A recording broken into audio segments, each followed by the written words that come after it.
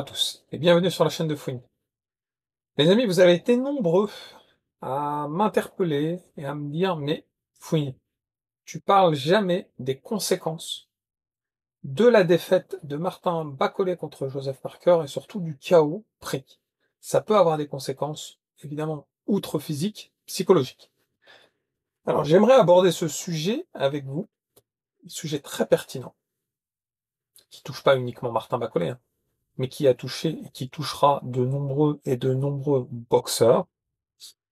Et je pense que selon la situation, selon le protagoniste, tout a une conséquence différente. C'est ce qu'on va évoquer ensemble dans cette vidéo-là. Martin Bacolé, très très bon poids lourd.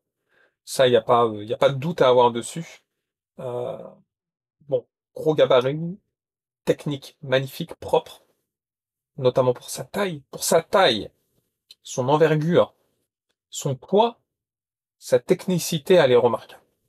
Et d'ailleurs, c'est pour ça qu'on apprécie Martin Bacolé.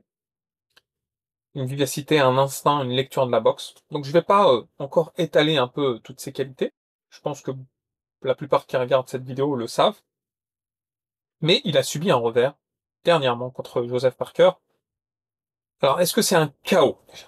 La première question c'est est-ce que c'est un KO? Alors oui, il est tombé. Ça c'est clair et net. Il a été touché, notamment au-dessus de la tête. Mais il y a eu un mélange entre l'arbitre et ce qui lance le combat et son entraîneur qui dit stop. Très vite, la décision a été prise d'arrêter. Sage décision. On a eu beau retourner le couteau dans la plaie, analyser ça sous tous les angles. À ce jour, il combat le 3 mai contre Ajagba. Donc, le fait que le combat se soit arrêté, c'est une bonne chose pour le combat d'Ajagba.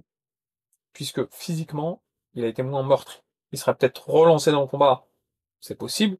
Il aura peut-être pris encore des coups plus sévères, on ne sait pas.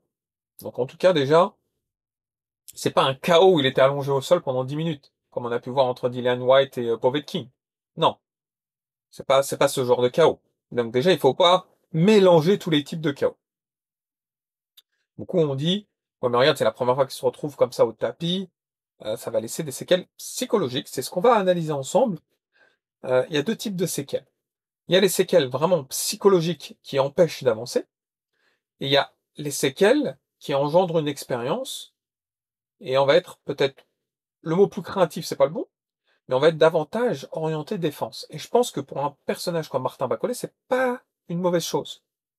Le fait de s'être pris un coup et de s'être retrouvé au sol, il va vouloir éviter de se le surprendre, notamment face à Ajagba, qui a un bras arrière assez facile.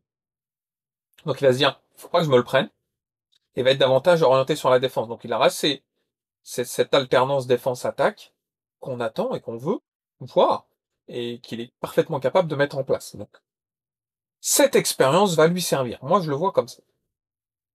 Bon, euh, évidemment il peut se remettre du chaos. Tout boxeur peut se remettre d'un chaos, mais il y a plusieurs facteurs. Premier facteur, la violence du chaos. Est-ce que c'est un chaos propre, mis hors combat de manière traumatisante, etc.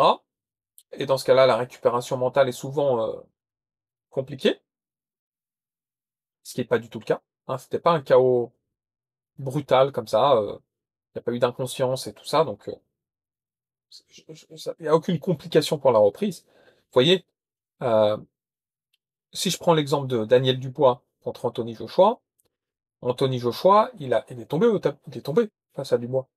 Et c'est pas son premier down. Oui, il se relève quand même. C'est pas ce premier down qui lui a généré un chaos brutal. Il a continué. Et au cinquième round, là, le contre qui se prend, là, il est KO. Vraiment. Un chaos brutal.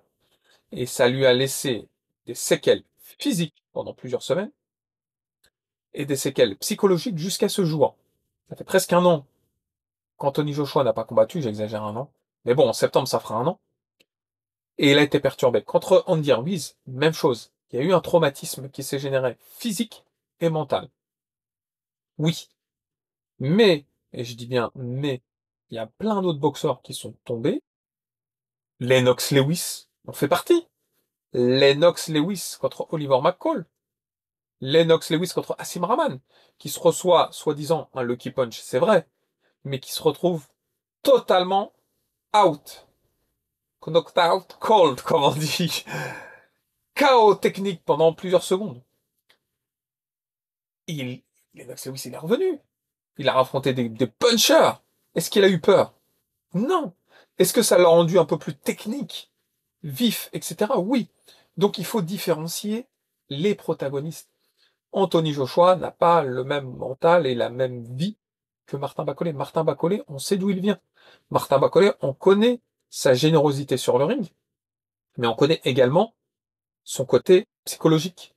Et je pense que vous avez tort de dire que Martin Bacolé a gardé des séquelles psychologiques de ce chaos. Moi, je pense que Martin Bacolé a gardé une expérience et va pouvoir générer une meilleure défense. Du moins, il va être davantage à l'écoute et à l'analyse pendant le combat. Évidemment, il faut qu'il soit toujours dynamique, puissant, il faut qu'il puisse en mettre plein la tronche à Jagba. Mais à Jagba, il peut contrer, donc faut faire attention, faut être vigilant. Et cette expérience, c'est pas une mauvaise chose, moi je vous le dis. Côté mental, comment dire, il a montré qu'il était quand même très performant au niveau mental. Martin Bacolé. Souviens-toi de son combat contre Hunter, où, où il a été battu, mais il a refusé d'admettre la défaite malgré son épaule, etc.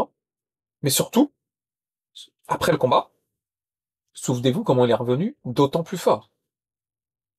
On a l'impression d'avoir un super guerrier face à nous comme Vegeta. Il se fait battre une première fois, il revient, il est 2 fois plus fort. Sangoku, pareil, les gars. Et ben, après sa défaite contre Hunter, on a ressenti un cap chez Martin Bacolé. Une vraie envie de reconquérir. La reconquête a commencé. Et vous voyez, c'est encore une fois la différence entre différents boxeurs. Il y a le boxeur qui veut reconquérir, hein, qui s'est dit j'ai pris une défaite, mais maintenant ça y est, j'y vais. Il y a le boxeur qui se dit ah, j'ai pris une défaite, j'arrête, je prends ma retraite. Michael Spinks face à Mike Tyson. Vous voyez ce que je veux dire un peu le la comparaison. Lui, il est revenu beaucoup plus fort.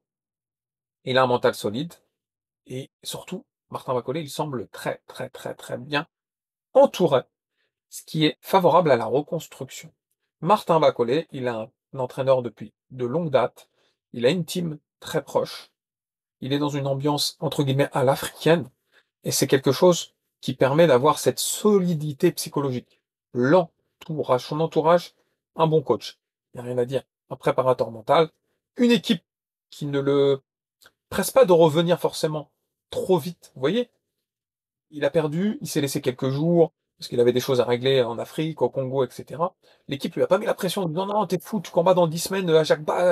Non, il y a eu ce travail euh, euh, au fur et à mesure, évidemment physique, hein, on voit il reprend avec le cardio, etc., technique, mais psychologique aussi, mental, on a besoin de ce repos. Quand je vois Martin Bacolé faire des petits lives TikTok à droite et à gauche, moi j'aime bien, parce que ça lui permet de s'évader, ça lui permet d'échanger avec le public, ça lui permet de se mettre aussi dans le... Vous voyez, quand on se cloisonne beaucoup trop, hein, Anthony Joshua, il va faire un camp, on le voit plus dans son camp, c'est que ça, que ça, que ça, que ça peut être à double sens, ça peut être extrêmement stressant. D'autant plus avec l'envergure et l'aura que dégage Anthony Joshua. Je pense que pour un Martin Bacolé, il a besoin de ce contexte un petit peu multiple. Il a besoin de revenir aux fondamentaux, de revenir aux bases. Et ça, et pour moi, son entourage, il a très très très bien fait. Donc pour moi, s'il gère bien tout ça, il peut totalement repartir et avec même davantage d'expérience et de gagner un petit peu en level up. Maintenant, quelle est sa capacité à digérer un petit peu l'échec? Alors un boxeur comme qui a qui est orgueilleux. Alors je vais pas citer de nom de boxeur orgueilleux, mais des boxeurs orgueilleux qui ont une défaite, ils la subissent souvent mal. Euh, voilà, c'est quelque chose qui peut être totalement perturbant. Mais un boxeur comme Martin Bacolé, qui est tout à fait terre à terre, qui comprend le, le- le- le bonheur d'être sur cette terre, de partager, et de par sa culture, de par ses origines, de par son expérience, il relativise complètement, et il a cette capacité qui lui permet d'utiliser ce chaos comme une vraie leçon de vie, une vraie leçon technique et psychologique. Et je pense que Martin Bacolé, s'il le voit comme ça, Ça peut même corriger ses erreurs, sa défense, son endurance psychologique, son endurance mentale, et revenir meilleur. Et j'en suis persuadé. Et je dis pas ça parce que je suis un fanboy, entre guillemets. Je pense que vraiment il a cette nature humaine qui va lui permettre de grandir de cette expérience. Et c'est pas donné à tous les boxeurs. Le timing de son retour, je pense qu'il est bon. Combattre très vite, comme ça, pendant qu'il est revanchard, retrouver cette forme, je pense que c'est une bonne chose. J'ai hâte, les amis, d'être le 3 mai pour voir ce renouveau dans Martin Bacolé, pour voir un Martin Bacolé affûté, pour voir un Martin Bacolé prêt à en découdre. J'ai hâte d'assister à la pesée, les gars. J'ai hâte d'assister à la conférence de presse, le face-à-face. C'est pas n'importe qui face à lui. Ajakba, c'est un bon boxeur. Ajakba, il a aussi envie, il a faim. Mais justement, toutes ces raisons que j'ai évoquées vont permettre à Martin Bacolé d'être extrêmement concentré. On le sait tous. Un Martin Bacolé qui va être un petit peu euphorique, un petit peu foufou, se laisser aller à l'entraînement, etc., ça peut être un risque. On le sait tous. Et on veut tous qu'il soit focus sur sa défense, focus pendant le combat, sa concentration, focus sur ses entraînements pour arriver en méga forme. Et ben, je pense que ce chaos face à Joseph Parker est un catalyseur, hein, pour pouvoir obtenir tout ce qu'on souhaite. Et lui-même, hein, qui est maître de son destin, en est parfaitement conscient.